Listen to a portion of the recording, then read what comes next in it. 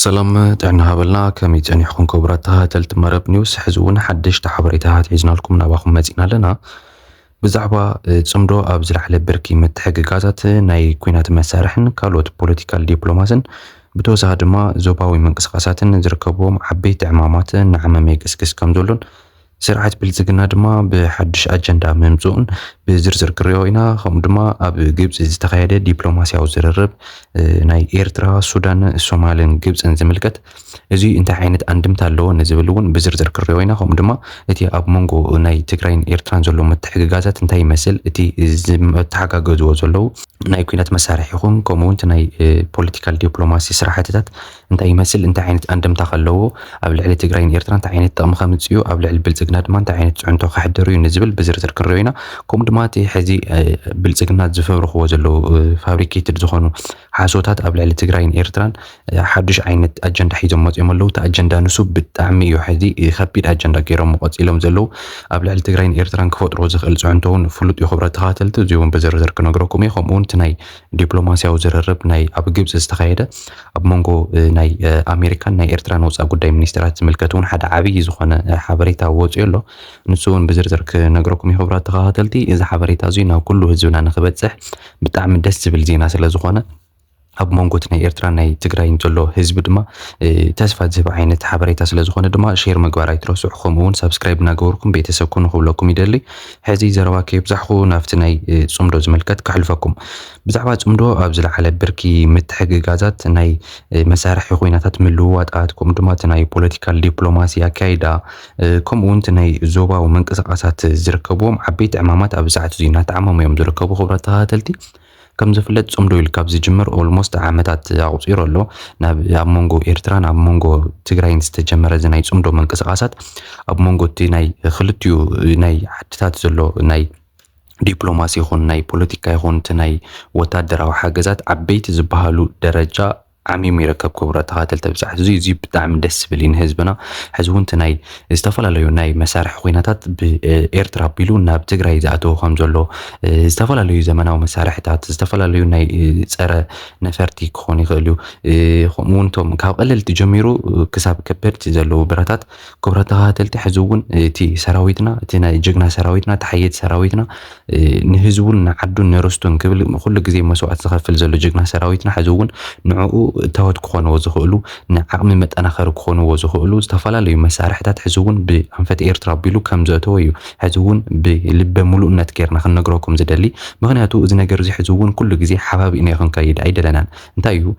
ዝማዕበለ ዓድታት እንታይ ዓይነት ዓቕሚ ኣለወን ኢለን ንፀላኢአን ንምርኣይ ብዙሕ ግዜ ሾው ኦፍ ይገብራ እየን እዚ ሾው ኦፍ እዚ ንምንታይ ዝጠቅም ፀላኢኻ ኣብ ልዕሊኻ ሚስ ኣንደርስታንድ ገይሩ ሚስ ኳልኩሌት ገይሩ ኣብ ልዕሊኻ ንዝጅምሮ መጥቃዕቲ ብዝተፈላለየ በቃ ዝተሰሓሓተ ንኸይኸውን ንስኻ ዓቕሚ ከም ዘለካ መጀመርያ ክትሪኦ ክትኽእል ኣለካ ንፀላኢኻ ሽዑ ድማ እቲ ፀላኢኻ ንሱ ንስኻ ዓቕሚ ኣለካ ምዃንካ እንድሕር ፈሊጡ እቲ ናይ ድርድር ዓቕምኻ ዓብየሎ ዛይደሎ ማለት እዩ ክቡራት ተኸታተልቲ ነዚ ኢና ድማ ሕዚ እቲ ቅድሚ ሕዚ ተዛሪብናሉ ዘይንፈልጥ ብዛዕባ ካብ ኤርትራ ናብ ትግራይ ዝኣቱ ዘሎ መሳርሒ ኩናታት እቲ ዝግበር ዘሎ ምንቅስቃሳት እቲ ናይ ጀነራላት ናይ ክልቲኡ ዓድታት ዝራኸብሉ ዘለው መንገዲ እንታይ ዓይነት ውሳነታት ይወስኑ እንታይ ዓይነት ምይጣት ይገብሩ መዓዝ ይዛረቡ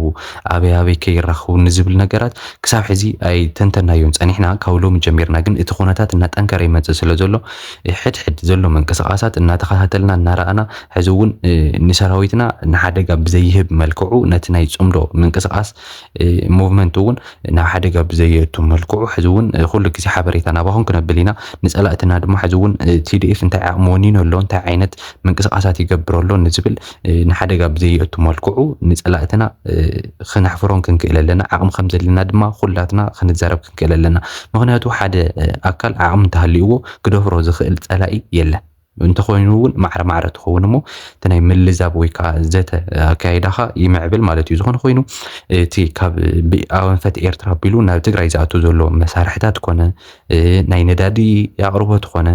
ካልኦት ሎጂስቲክሳት ካልኦት ንሰራዊትና ዘድልይዎ ኩላቶም ዓይነት መሳርሕታት ብኦቢሉ ኣትዩ ዘሎ ክቡራት ተኸታተልቲ ሰራዊትና ሕዚ እውን ኣብ ዘተኣማምን ቁመና እዩ ዘሎ ከም ቀደም ኣይኮነን እንብሎ እውን ብምክንያት እዩ ክቡራት ተኸታተልቲ ሰራዊት ትግራይ ብ2013 ኩናት ክጅመር ከሎ 9000 ዕጡቃት ሰራዊት ጥራይ እዮም ነይሮም ክቡራት ተኸታተልቲ እዞም 9000 እዚኣቶም ሒዝና ይኮና ነቲ ድሕሪ ሕዚ ክመፀና ብልፅግና ክጎብጣ ዝሓስብ ዘሎ ትግራይን ኤርትራን እዚኣተን ከምቲ ናይ ቅድሚ ሕዚ ብ9,000 ሰራዊት ኣይኮነን ሕዚ ክከላኸሉ ዝኽእል ሰራዊት ትግራይ ሰራዊት TDF ሓየት ሰራዊትና ሕዚ እውን ኣብ ተጠንቀቕ እዩ ዘሎ ሙሉእ ብቕዓት ወኒኑ እዩ ዘሎ ሙሉእ መሳርሒ ኣለዎ ሙሉእ ፓርትነርሽፕ ኣለዎ ሕዚ ኣብ ጎረቤትና ዘለዉ ሓይልታት ኣብ ጎንና እዮም ዘለዉ ክቡራት ተኸታተልቲ ሕዚ ከምቲ ናይ ቀደም ኣይኮነን በቲ 7 ሃገራት ተኣኻኺበን ካልኦት ክልላት ተኣኻኺቦም ኣብ ልዕሊ 9,000 ዘየመልእ ሰራዊት TDF ዝዘመትዎ ከምኡ ኣይኮነን ኣብ ሰዓት እዚ ሕዚ እቲ ሓይሊ ሚዛን ተዛብዑ እዩ ሓይሊ TDF ሕዚ እውን ብዝኸዶ ፓርትነራት ፈጢሩ እዩ እቶም ፓርትነራት እዚኣቶም ድማ ንወታደራዊ ሓገዝ ንፖለቲካዊ ሓገዝ ንዲፕሎማስያዊ ሓገዝ ኮታስ ንዝተፈላለዩ ዓይነት ሓገዛት ብልቢ ሙሉእነት ክገብርሉ ዝኽእሉ ሓገዝቲ ፓርትነርሽፕ ፈጢሩ እዩ ክቡራት ተኸታተልቲ ካብ ኤርትራ ክሳብ ሱዳን ካብ ሱዳን ክሳብ ኣምሓራ ካብ ኣምሓራ ክሳብ ኦሮሞ ከምኡውን ናይ ኦጋዲን ናይ ዓፋር ናይ ጉሙዝ ዝተፈላለዩ ናይ ነፃነት ተቓለስቲ ምስ ጽምዶ እዮም ዘለዉ ክቡራት ተኸታተልቲ ምስ ሓይል ሰራዊትና እዮም ዘለዉ በዚዕቡ ድማ ሓይል ሚዛኑ እናተዛበዐ ናይ ብልፅግና ሓይል ድማ እናተዳኸመ ናይ ምውጋእ ሞራሉ እናሞተ ብዝተፈላለዩ መልክዑ እናተዳኸመ ሕዚ እኳ ብቐረባ ኣብቲ ዓንትዎ ዝብለኩም ዝነበርኩ እቲ ናይ ደጋዳሞት ዝበሃል ኣብ ኣምሓራ ክልል ዝካየድ ዘሎ ኩናት ኣብ መንጎ ፋኖን ብልፅግናን እቶም ናይ ፋኖ ሓይልታት ዘፍዮም ኣቢሎም ክቡራት ተኸታተልቲ ሓቂ ክንነግረኩም እዚ ፍራንክሊ እዩ በቃ ኣብ ማንም ከይድካ ከተረጋግፆ ትኽእል ሓቂ እዩ ክቡራት ተኸታተልቲ ብልፅግና ሓይልታት ኤርትራ TDF ነቲ ሕዚ ጠንኪሩ ዘሎ ጅግና ሰራዊት ናይ ቀረሞ ነቶም ፋኖ ዝበሃሉ እዙይ ዝበሃል ኣብዚእቶ ዝበሃል ሓይሊ ዘይብሎም ምንቅስቃስ ዝገብሩ ዘለዉ ኳስ ንዓእቶም ክምክቶም ኣይከኣልን ናብቲ ናቶም ንሶም ዘለዎ ቦታ ዘየጓዓዕዙ ታንኪ ዘየጓዓዕዙ ከበድቲ ብረታትን ሰራዊትን የለን ተኾነ ግን እቲ ሰራዊቱ ተረፍሪፉ ተማሪኹ ቆሲሉ እቲ ከበድቲ ብረታቱን ተሽከርከርቱን ተማሪኸን እየን ተሪፈን ዘለዋ ሕዚ ድማ ሰራዊትና ኣብ ዝለዓለ ብርክን ተወፋይነትን ብቕዓትን በፂሑ ከም ዘሎን እቲ ናይ ጽምዶ ምንቅስቃሳት እውን ኣብ ዝለዓለ ደረጃ ከም ዝበፅሕን ዓበይቲ ዲፕሎማስያውያን ዓወታት የመዝግብ ከም ዘሎን መርኣያ ክኸውን ዝኽእል ድማ ኣብቲ ናይ ግብፂ ዝተኻየደ ዝረርበሉ ንሶም መጨረሻ ክነግረኩም ክቡራት ተኸታተልቲ እንተኾነ ግን ተሕዚ ኣጠቕልል ከብሎ ዝደሊ ነገር እንታይ እዩ እቲ ካብ ኤርትራ ብኣንፈት ኤርትራ ኣቢሉ ናብ ትግራይ ዝኣቱ ዘሎ ከበድቲ መሳርሕታት ኮነ እቲ ታንክታት ድዩ ከታንክ በሎ ገለ በልዎ ዝኾነ ይኹን ነገር ሕዚ ጅግና ሰራዊትና ሓየት ሰራዊትና ንሓይሉ ከጠናኽረሉ ዝኽእል ዓበይቲ መሳርሕታት ኣትዩ ክቡራት ተኸታተልቲ በዚ ኣይትሰከፉ እቶም መራሕትና ሕዚ ነቲ ህዝብ ዝብልዎ ዘለዉ ዘንቀሳቐስዎ ዘለዉ ምንቅስቃሳት እውን በዚ ተደሪኾም እዮም እቲ ናይ ድሮን ምንቅስቃሳት ኣብ ዝተፈላለዩ ከባብታት ክንዓግቱ ክንምኩር ኢና እንተኾነ ግን ሙሉእ ብሙሉእ ክዕገት ኣይኽእልን ኢሎም ተዛሪቦም ኣለዉ እዚ ሞንጀሪኖ ዝበለቶ ባዕላ እዩ እዚ እንታይ እዩ እቲ ናይ ፀረ ድሮን ኮነ ፀረ ካልኦት ነፈርቲ ኣብ ትግራይ ከም ዘሎ ኣትዩ ከም ዘሎ ሰራዊትና ሬዲ ኮይኑ ከም ዘሎ ብዝተፈላለዩ ኣካላውን ሳይኮሎጂካልን ብቕዓት ወኒኑ ተወፋይነቱ ኣረጋጊፁ ከም ዘሎ ዘርኢ ሃዋህው ኢና በፂሕና ዘለና እቲ ጽምዶን እቲ ናይ ሰራዊት ኤርትራን ወታደራዊ ሓገዛትን እውን ከም ዘሎ ኮይኑ ቀፂሉ ከም ዘሎን ኣብ ዝለዓለ ደረጃ ድማ በፂሑ ከም ዘሎን ሰራዊቱ ምንብርካኽ ጥራይ ዘይኮነ ኣብ ዘለውዎ ኮይዱ ከጥፈሉ ዝኽእል ሰዓት በፂሑ ከም ዘሎን ዘርኢ ሃዋህው ኢና በፂሕና ዘለና ክቡራት ተኸታተልቲ እዚ ሓበሬታ እዚ ሕዚ እውን ንኽልቲኡ ህዝብና ሼር ክገብሩ ተስፋ ክኾኑ ስለ ዝኽእል ሼር ምግባርኩም ኣይትረስዑ ክብለኩም ይደሊ ከምኡ ድማ እቲ ናይ ሕዚ ዓብዪ ዲፕሎማስያዊ ዓወት ተባሂሉ ተመዝጊቡ ዘሎ ድማ እቲ ናይ ኤርትራ ሱዳን ሶማልን ግብፅን ኣብ ግብፂ ተኣኪበን ብዝተፈላለዩ ልኡኻት ተነቢለን በቲ ናይ ወፃኢ ጉዳይ ልኡኻት ተነቢለን ምስ ኣሜሪካ ዝገበረኦ ርክክብ ኣሎ ዝርርብ ኣሎ ከምኡ ድማ ዓርሲ ብዓርሰን ዝገበረኦ ናይ ወታደራውን ካልኦት ፖለቲካውን ዲፕሎማስያውን ምትሕብባራት ንክገብራ ዝገበረኦ ዝርርብ ኣሎ እዚ ዝርርብ እዚ ድማ ኣብ ኢትዮጵያ ሕዚ እውን ዓብዪ ዝበሃል ፅዕንቶ ክፈጥር ከም ዝኽእልን ኢትዮጵያ ዙርያ ምላሽ ትኽበብ ከም ዘላን እቲ ናይ ቀይሕ ባሕሪ ኢላ ሓድሽ ኣጀንዳ ፈጢራቶ ዘላ ንህዝቢ ንምልዕዓል ነቲ ናይ ኢትዮጵያ ህዝቢ ቡኮ ፈሊጥካ ቀይሕ ባሕሪ ኩሉ ግዜ ኣብ ርህጥ ፍእት ተብላ ከም ናይ ቃታ ከም ናይ ብረት ቃታ እዮም ገይሮምዎ ዘለዉ ክቡራት ተኸታተልቲ እዚ እዩ ተሓድሽ ኣጀንዳ ንብለኩም ዘለና ተሓድሽ ኣጀንዳ ሕዚ ተፈጢሩ ዘሎ ብኢትዮጵያ ዝውዛዕ ዘሎ ኣጀንዳታት እቲ ናይ ቀይሕ ባሕሪ ዋንነት ዝምልከት ነቲ ህዝቦም ኩሉ ግዜ ናብ ኩናት ከኽትትዎ ክደልዩ ከለዉ መራሕቲ ናይ ኢትዮጵያ ብዛዕባ ቀይሕ ባሕሪ እዮም ዘዋግዑ ብዛዕባ ሉዓላውነትካ ናይ ኢትዮጵያ ሉዓላውነት ተደፊሩ እዩ ንሱ ድማ በቶም ወያነ ዝብልዎም በቶም ናይ ትግራይ መራሕቲ ዝነበሩ ንሳቶም ግዝኣት ካሕሊፎም ሂቦም እዮም ቀይሕ ባሕርኻ ኣሕሊፎም ሂቦም እዮም ክብሉ ነቲ ህዝቢ የለዓዕልዎ ከም ዘለውን እዙይ ድማ ብዝሓለፈ ነጊርናኩም ከም ዝነበርና ጭቡጥ ሓበሬታ በፂሕና እዩ እቲ ፕላን ካብ ብላዕሊ ጀሚሩ ፕላን ዝተገበረ ኣካያይዳ እውን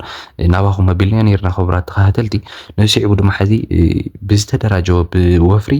ነቲ ናይ ኢትዮጵያ ህዝቢ ንምልዓዓልን ከም ብሓዱሽ ናብ ኩናት ንምስኽታትን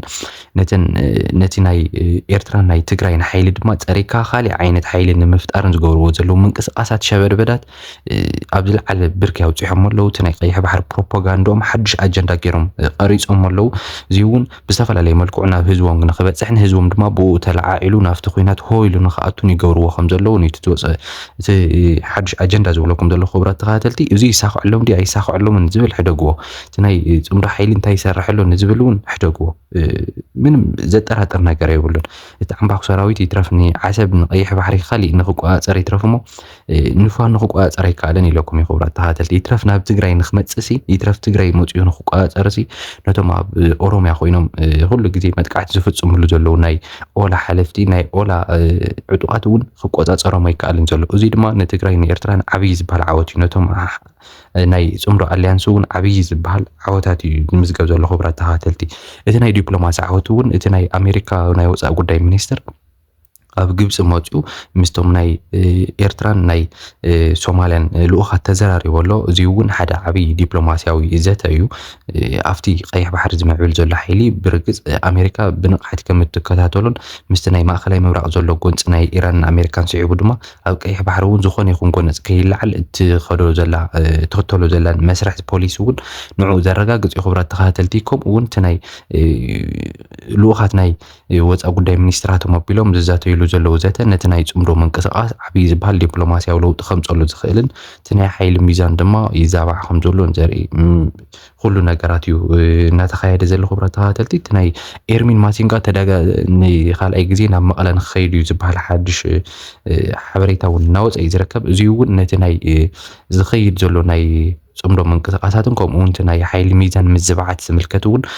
ንኣሜሪካ ብጣዕሚ ተሓሳሲብዋ ከም ዘሎ ንዑ ዘረጋግፅን ከም ዝኾነ እዩ እቲ ዝወፅ ዘሎ ሓበሬታታት ዘመላኽት ዘሎ ክቡራት ተኸታተልቲ ሕዚ እውን እናተኸታተልና እቲ ዝፍጠር ዘሎ ኣፕዴታት እቲ ዝወፁ ዘለዉ ሓበሬታታት እንታይ ይመስሉ ንዝብል ኩሉ ግዜ ናባኹም ክነብል ኢና ክቡራት ተኸታተልቲ ንስኻትኩም ሰብስክራይብ እናገበርኩም ከምኡ ድማ ሼር እናገበርኩም ናብ ኩሉ ማሕበረሰብና ንክበፅሕ ኣብ ጎንና ኮይንኩም እጃውኩም ንክትዋፁ ክንላበበኩም ንደሊ እንተንሕና ግን ሎማዓንቲ ነበረና ምድላው ኣብዚ ዛዚምና ኣለና ሰላሙ ኩሉ ንህዝብና ንምነ ዓወት ድማ ንሰራዊትና እናተመነና ሰላም